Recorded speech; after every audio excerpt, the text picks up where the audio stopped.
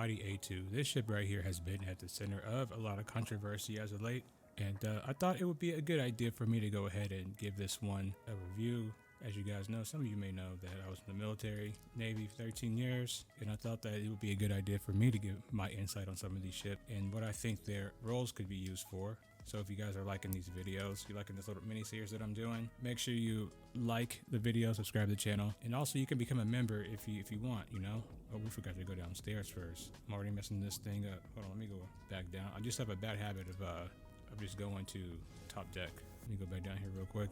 So of course we have the cargo bay. There's really not much to it. Whatever supplies or goods we're delivering would be down here in the cargo bay. And that's pretty much it. Typically, if we're flying somewhere, we would try to lower light emissions, I would assume. We probably fly with the ship with the lights like this, a little bit darker, like I said, to save power, stuff like that. Or they would be completely turned off. Back here you have the bomb station, of course. You know, you guys have probably seen an A2. You've been in Fleet Week, you've seen it, you know what it looks like. Right here we have a secondary panel, and I would hope in the future that this panel will become more active and more part of the gameplay loop. So just for reference, like say in the military, right? If we're doing like a drill where the ship is taking some type of damage or the pilot's having some type of failure with his bomb switch up in the pilot house, you would send somebody down here to drop bombs from this console manually, or this could be a console that's used for to make sure the bombs are loaded in correctly and things like that. So I hope this becomes a part of the gameplay loop in the future, to where if something happens up there with the components, you can come down here, drop bombs manually. I think that'd be pretty cool with the multi-crew gameplay. Next, this is something that's just I've been thinking about. I would like to see different size bombs for this thing, maybe like a cluster bomb or something like that, something that drops a little bit faster, a little bit less DPS, you know, to give people on the ground a little bit something else to worry about, because let's just be honest, these things can be shot out of the bottom of the ship because they fall very, very slow. So I would like to see another gun, or not a gun, I would like to see another bomb that drops out of the bottom of the ship, that drops a little bit quicker, you know, something like laser guided. You know, you have somebody on the ground with a IR signal that's gonna laser guide one of these into a target. I think that would be even better gameplay, especially if you could do it from your HUD. All right, I think that's it for the cargo bay. So let's just go up the ladder and let's take a look at the deck up here.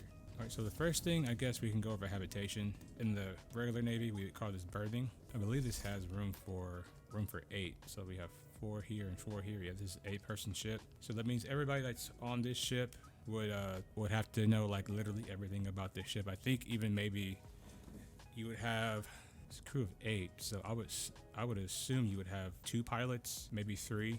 I can't imagine that you would only have 1 pilot for a ship this size, because I think a ship this size, I think you can man every station on the ship with just what's in this berthing. So this ship would probably be able to deploy on its own, which means you have the storage lockers right here. So what I mean by deploy on its own, so we have 2 types of deployments in the Navy, right? You have your strike group deployments where you deploy with the carrier, and you would have what's called an independent steam. The independent steam is like the better type of deployment, because typically you hit more ports, it's a little bit more fun, and you don't have carrier duties. And I think that's what this ship could potentially do. They could send it to patrol a particular AOR that's known for like having hostiles, and you know, they have their bombs and all that kind of stuff. So if they run into any trouble, of course, you know, they have this turret room over here, and your other guys would be in here on the turrets, and the other 2 in the pilot house. Like everything will be manned as you deploy around, you know, to keep your area, you know, I guess under watch or whatever. Because essentially what you're doing, you're not on deployment to go specifically look for things to shoot. You're just kind of, if something shoots at you, shoot at it back. So that's kind of how we do it. And yeah, I think that's pretty much it. There's also a kitchen back here, so I think that, oh man, the ship's hurting me. Kitchen's in here, not a really big kitchen, so they would probably have limited stock of food, which means a ship like this would probably have to hit a lot of ports to make sure the food stays stocked up. I mean, it's only 8 people, but I mean, if you have 8 grown men on the ship, I mean, it's going to be, you know, not that much food laying around at all times. So yeah, and you also have 2 heads, so you have one on each bulkhead, complete with a shower, toilet. It has everything inside of it, so it's pretty good. It's pretty good if you ask me. I mean, it's not pretty good. I mean, I wouldn't want to be deployed on the ship, to be honest. If I'm just being honest, I'm done with deployments. And then you have some storage spaces. Here's your radar system right there. These storage spaces are not self-contained really. If you like want to go inside of them, it's like just the ship storage, so you got to keep that in mind. But I do hope that one day like these storage containers are individualized, where you can store different things in different places. would be pretty cool. Of course, back here you just have like your ship systems and all that, and I think each person on the ship would have to know how to do maintenance on each of these systems, because if you're on deployment on the ship, just this one, if you're independent steaming on a ship like this, it's going to be just you guys, so everybody needs to know how to fix and work on the ship. Now we go up here to the bridge or pilot house, however you want to call it, and then we have our 2 gunners up here, then our captain, which is me. So let's say for a second that we got a mission, a pretend deployment, and we have to go to Microtech because there's a bad guy group at a specific point, and we're gonna go drop a bomb on them and come back. So let's pretend that's our mission for today, because this ship really doesn't have any gameplay loops, and I would hope like after Pyro comes out that this ship would get some gameplay loops. So I'm gonna pretend I have my crew on here, and we are going out for deployment. One of the good things about this ship, it has a pretty quick quantum drive, so we can get anywhere in the verse reasonably quick. It's pretty nice. So while we are in quantum, we can go ahead and talk about the ship's exterior. You know, it doesn't have many more differences from the other Hercules class of ships. It's the sister ships to this one. They all pretty much look the same. The major difference between this one and the other ones is the amount of guns this one has. This one has way more firepower. It is designed to shoot ships or shoot things on the ground or things below it. It doesn't have a lot of topside defense besides this one rear turret. So this ship is not meant to stay in fights for too long. It's meant to drop its payload, do what it's got to do, and get the hell out of Dodge. Now, the interesting thing about this game right now in its current state is, if you want to drop like tanks off to somewhere, right, you don't really have to get close to the atmosphere if you're dropping them from a moon, because you can drop it from a really high point and they will hit the ground and not explode. So right now in the gameplay, you can essentially drop something from the moon's atmosphere and it'll be fine. Planets I'm not really sure about, I haven't really tried it, but I know for sure the moons are that way. Does this ship need some redesign? I think all their ships need redesign, and I think they're all going to do that. It's not for me to say how I think it should be redesigned. I just know that it will be, and whatever design changes they make, then we'll just have to get adjusted to that.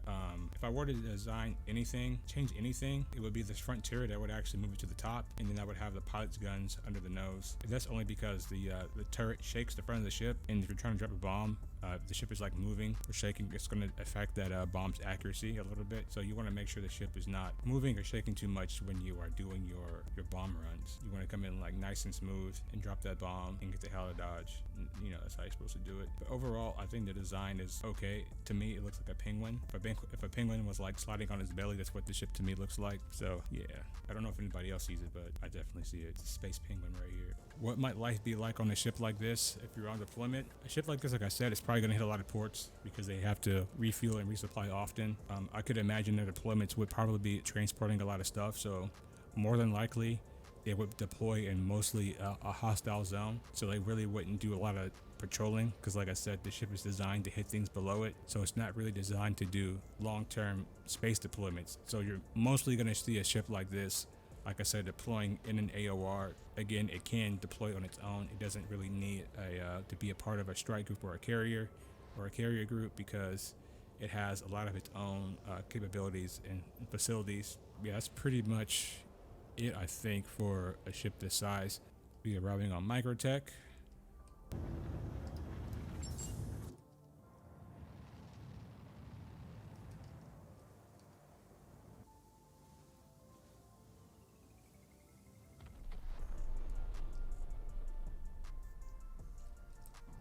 There it is.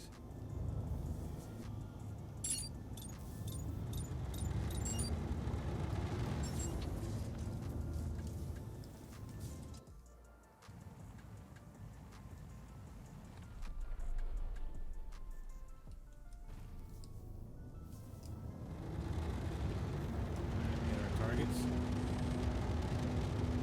Now it's time to go home. And that's kind of how that would go. I mean, I'm really guessing here, but you know, that's how I see it go with the knowledge that I have. You know, we would say, okay, our base is crew L1, and then we just set our waypoint, and then get us back into space. Alright guys, that's going to do it for this ship review. If you guys are enjoying these, make sure you let me know and I'll continue to do them. If not, let me know what you guys want to see from me on Star Citizen. If you guys want me to do more reaction videos, anything like that, just let me know, and I'll see you guys in the next one. Peace.